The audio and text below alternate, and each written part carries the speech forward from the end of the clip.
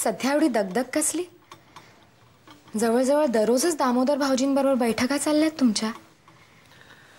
भैरवकालीच्या गुफेच्या जीर्णोद्धाराचं ठरतंय. तिथला परिसर स्वच्छ करून तिथे एक विधिवत मंदिर बांधावं अशी योजना आहे. त्याचीच ही सगळी धावपळ.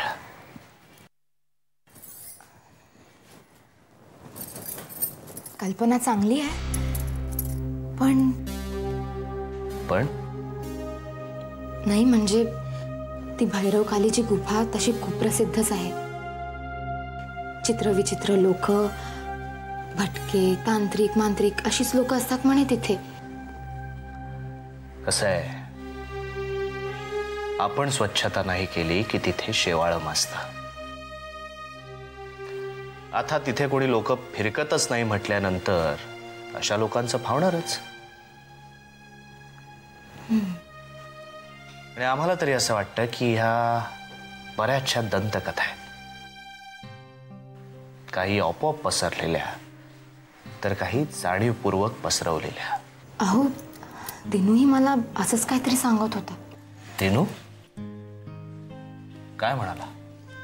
तसं काही फार महत्वाचं नाहीये, पण आपल्या वाड्यामागे त्याला एक बाई दिसली. चेटकीणच म्हणत होता तिला. आणि त्याचा तो मित्र आहे ना गणपत, त्याला सुद्धा हीच बाई दिसली म्हणे भैरवकालीच्या टेकडीच्या इकडे जमिनीत काहीतरी पुरताना. असेल कोणीतरी भिकारी. दिवसभरात भीक मागून गोळा केलेल्या 4 दिडक्या ठेवत असेल पुरून. आता तिच्याकडे कुठून आले आपल्यासारखी तिजोरी? बघितलंस, हेच एक उत्तम उदाहरण आहे. अशाच दंतकथा तयार होतात. एका मुलानं तिला पुरताना पाहिलं, त्याने दुसऱ्याला सांगितलं, दुसऱ्याने तिसऱ्याला सांगितलं की ती हाड पुरत होती. मग तिसऱ्याची कल्पनाशक्ती भरारी घेऊ लागते. ती हाड पुरत होती आणि त्यावर रक्त शिंपडत होती. मग गावात कोणीतरी म्हणतं की एक वासरूच बेपत्ता झालाय आणि तेच हे वासरू. हो, त्या गणपतचं वासरू खरंच बेपत्ता झालाय.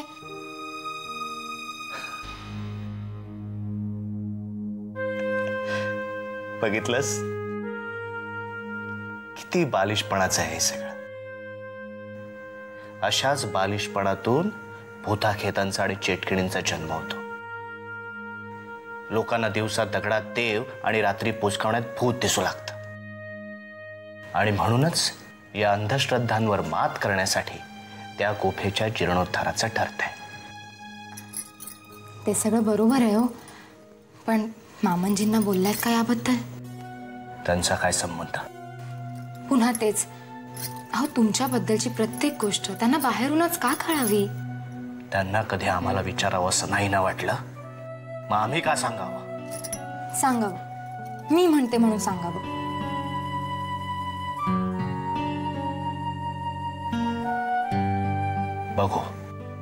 बघू बिहू काही नाही, उद्याच्या उद्याच सांगा त्यांना.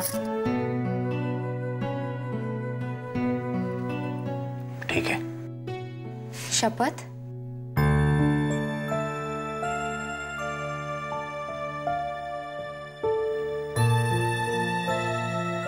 श्रीकृष्णाची शपथ.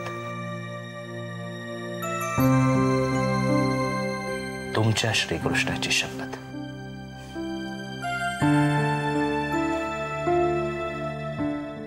श्रीरंग साहेब. साहेब नमस्कार. नमस्कार. मी भालचंद्र बल्ला, रघुनाथ पंत शास्त्र्यांचा जावई. ओ येस, त्या दिवशी त्यांच्या बोलण्यातून उल्लेख झाला होता तुमच्या नावाचा. साहेब त्या दिवशी आपण वाड्यावरती आलात. मी जरा एका कामासाठी बाहेर गेलो होतो, त्यामुळे आपली भेट होऊ शकली नाही. बरं झालं आज आपली भेट झाली. त्यानिमित्ताने आपलं दर्शन झालं.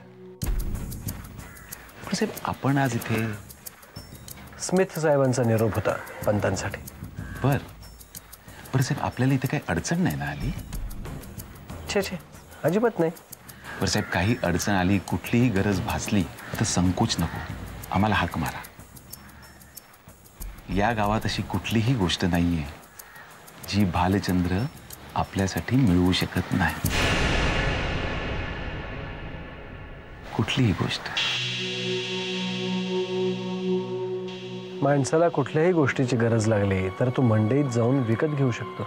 गरजा वेगवेगळ्या असतात साहेब, आणि त्या भागवण्याच्या तराही वेगळ्या असतात. शिवाय आपल्यासारख्या प्रतिष्ठित माणसानं उघड्यानं मंडईत उतरावं बरं दिसत नाही साहेब, म्हणून म्हटलं आम्ही आहोत. बरं, तुम्हाला कुठल्याही गोष्टीची गरज लागली तर कानात सांगा ना,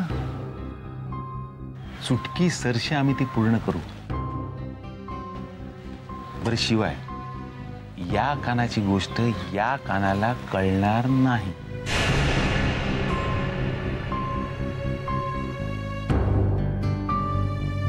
तुमचं बोलून झालं असेल तर मी निघू.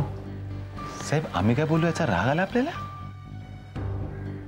भालचंद्रराव, तुम्ही पंतांचे जावई आहात म्हणून मी काही बोलत नाही. साहेब, माफ करा, माझं जर ऐकून घ्याल. अजून काय ऐकवणार आहात भालचंद्रराव? साहेब, आता मी जे बोललो त्याचा जर तुम्हाला संताप आला असेल ना, तर खरंच त्या नारायणाचे आभार मानायला हवेत हो. शेवटी तुमच्यासारखे सज्जन अधिकारी आहेत म्हणायचे. खरं सांगतो साहेब, यापूर्वी जे अधिकारी आले ना त्या सगळ्यांना, म्हणजे त्या सगळ्यांची हर प्रकारे बर्दास्त मला ठेवावी लागली. काय करणार, नाही तर आमच्या गावाचंच नुकसान होतं ना. साहेब, आता मी जे काही बोललो ना आपल्याला, ते बोलताना मला विशेष आनंद वगैरे झाला नव्हता बरं का. उलट जिभेला टाचण्या टोचत होत्या माझ्या. पण काय करणार साहेब, मला बोलावं लागतंय. म्हणूनच साहेब, हे अप्रिय कार्य मी माझ्याकडे ठेवून घेतले. खरं सांगतो साहेब, यापूर्वी जे जे साहेब आले ना त्या सगळ्यांसाठी मी माझ्या आधीच्या अधिकाऱ्यांनी काय केलं याच्याशी माझा काहीही संबंध नाही आहे भालचंद्रराव. आणि असूही नाही साहेब, त्यातल्या एकाही माणसाला तुमच्या नखाची सुद्धा सर नाहीये. खरंच साहेब, तुम्ही म्हणजे कलियुगात प्रभू रामचंद्राचा अवतार आहात. देवा नारायणा, अरे अजूनही अशी माणसं ठेवलीयस? थोर तुझे उपकार रे बाबा. साहेब, खरंच सांगतो, माझ्या बोलण्याचं वाईट वाटून घेऊ नका. बरं साहेब, येऊ मी? अंमळ घाईत आहे जरा. अवकाश मिळाला की मी आपल्याला नक्की भेटायला येईल. बरं, एरवी कोणतीही अडचण असेल तर संकोच न बाळगता आलं लक्षात? येत आहे, लक्षात येत आहे माझ्या.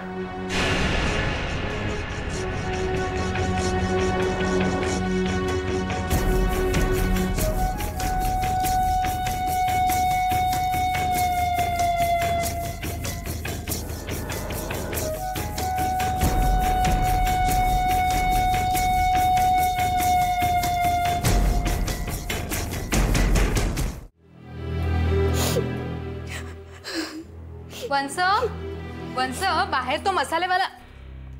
वंस, अहो रडताय का अशा?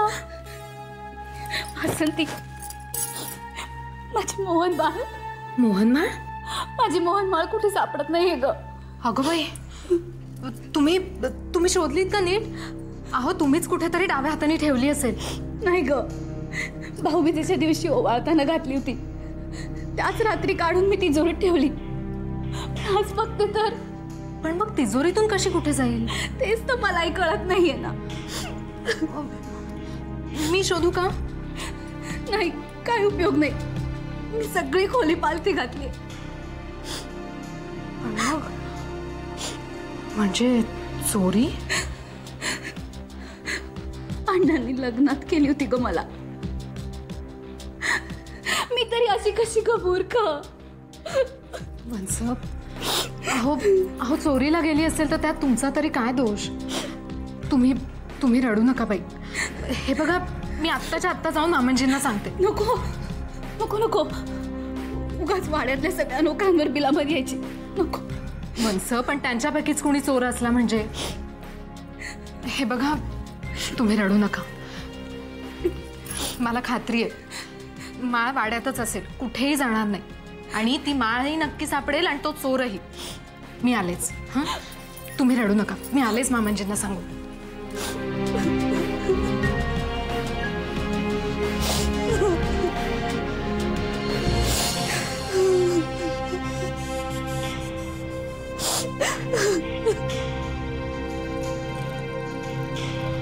मावशीबाई, मावशीबाई, गोदे कशाला दंडट करते? जरा सावकाश चाल की. मावशीबाई, वाड्यात स्वारी झाली हा. काय आता कोणी काय पळवलं?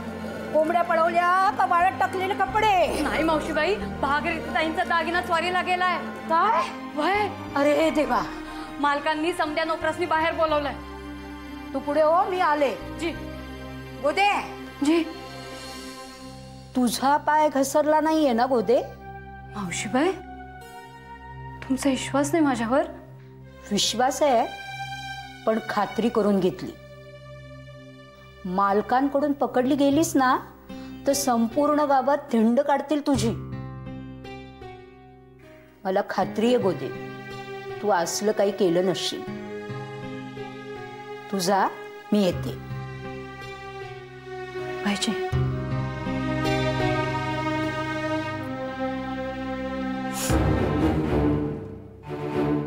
वाड्यावरून एक मौल्यवान दागिना चोरीस केलाय. तुमच्यापैकीच कोणीतरी हे काम केलेलं आहे. वाड्यावर बाहेरून कुणीही आलेलं नाही. आलंच तर ओसरीपर्यंत पोहोचलेलं नाही. ज्या कोणी हा हलकटपणा केलेला असेल समोर यावं. पाप कबूल केल्याबद्दल त्याला फक्त वाड्याच्या बाहेर हाकललं जाईल. आता लपवू पाहाल आणि नंतर उघडकीस आलं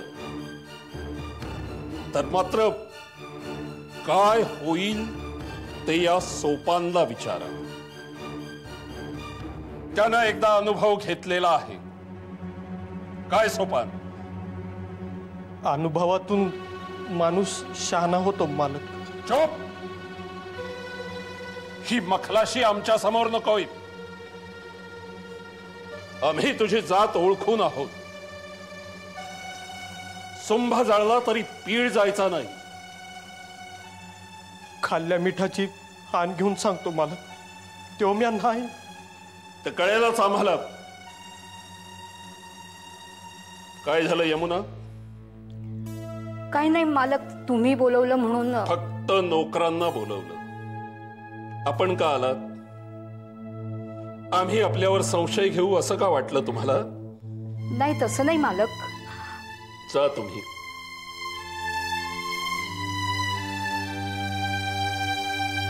वाड्यावर नवीन आहेस ना ग तू?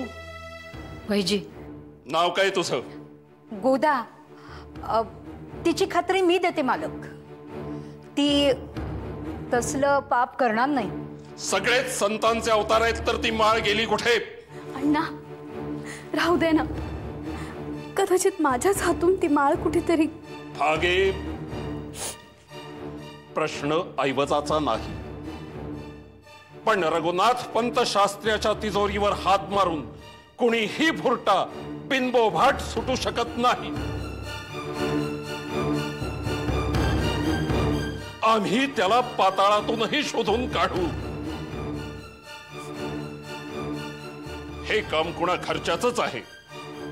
नाही पंत, माझा माझ्या घरच्या लोकांवर पूर्ण विश्वास आहे. आणि असं अमंगळ काम घरातल्या. भोळायस तू भालचंद्र. माणसाची नियत कशी फिरते ते अजून कळलं नाही तुला. तसं असेल ना पंत, तर मी शपथ घेऊन सांगतो, तो चोर मी पकडीन. या नोकरांपैकी जर तो कोणी असेल ना, तर यानी भालचंद्रातला राम पाहिलेला आहे. त्याच्यातला रावण नाही. आणि पंत यांना नुसते प्रश्न विचारून नाही चालणार. पद्धत वेगळी वापरावी लागेल. आणि फक्त घरातल्या नोकर माणसांना खडसावून उपयोग नाही. वाड्यावर इतरही माणसं आहेत. म्हणजे पंत तुम्हाला काय म्हणायचंय? महादेव? अण्णा, एक वेळ ती माळ नाही मिळाली तरी चालेल, पण हो, मलाही हेच म्हणायचं होतं पंत. मान्य आहे, म्हणजे महादेव लाख तापट, तिरसट, विक्षिप्त असेल आहे, पण चोरी? महादेव तापटही नाही आणि तिरसटही. हो, मला तेच म्हणायचंय. तुम्ही दोघंही त्याचं कौतुक बंद करा.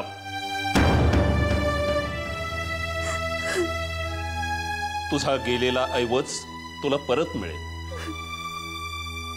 आज जा आणि आधी ते रडणं बंद करू. अगं, भालचंद्रासारखा हिरा तुला मिळालेला असताना असल्या फुटकळ दागिन्यासाठी रडणं काय ते?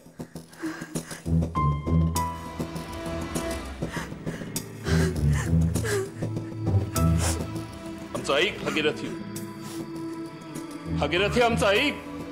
अगे,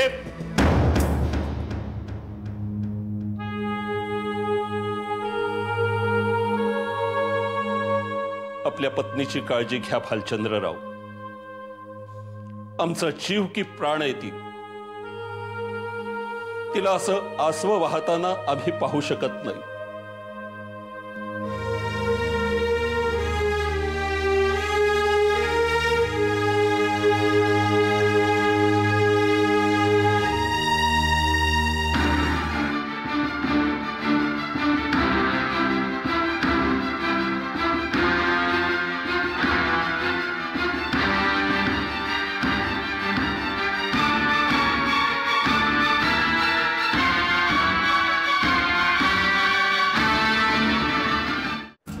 सापडला चोर? नाही. गावात चोऱ्यांचं प्रमाण वाढतच चाललंय. सानेंच्या गोठ्यातून अख्खीच्या अख्खी गाय पळवून नेली म्हणे. शिवाय परबांच्या कोंबड्या. अरे दाम्या, गाई आणि कोंबड्या चोरीला जाणं आणि घरातला मौल्यवान दागिना चोरीला जाणं हे वेगळं. भागीरथी ताईची मोहनमाळ चोरीला गेली. नाही, म्हणजे माझ्या म्हणण्याचा अर्थ असा होता की या लोकांचा उपद्रव वाढत चाललाय हल्ली. तुला कळतंय ना की मी कोणत्या लोकांच्या बद्दल बोलतोय ते?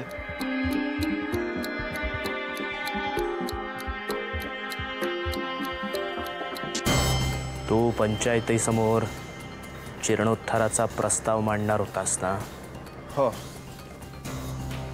सरपंचांशी बोललोय मी. लवकरच पंचायत बोलवतो म्हणाले. शिवाय इंग्रज अधिकाऱ्यांची परवानगीही काढावी लागेल.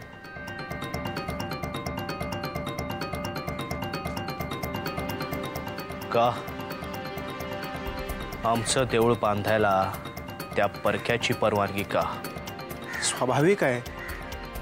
लोकमान्यांनी सार्वजनिक गणेशोत्सवाच्या माध्यमातून समाज प्रबोधन केलं आणि स्वातंत्र्याची ज्योत पेटवली. आपण हे तसाच घाट घालत नाही ना, अशी शंका असणारच साहेबाला. येऊ दे. तू फक्त आम्ही काय करायचं ते सांग. आम्ही आहोत तुझ्या पाठीशी. ठीक आहे, पण या चोऱ्याबद्दल जरा सावधच राहा. आम्ही नेहमीच सावध असतो दाम्या. बाहेरचे चोर तर बाहेरच राहिले. आमच्या घरातच मोठमोठे चोर बसले आहेत ना. म्हणजे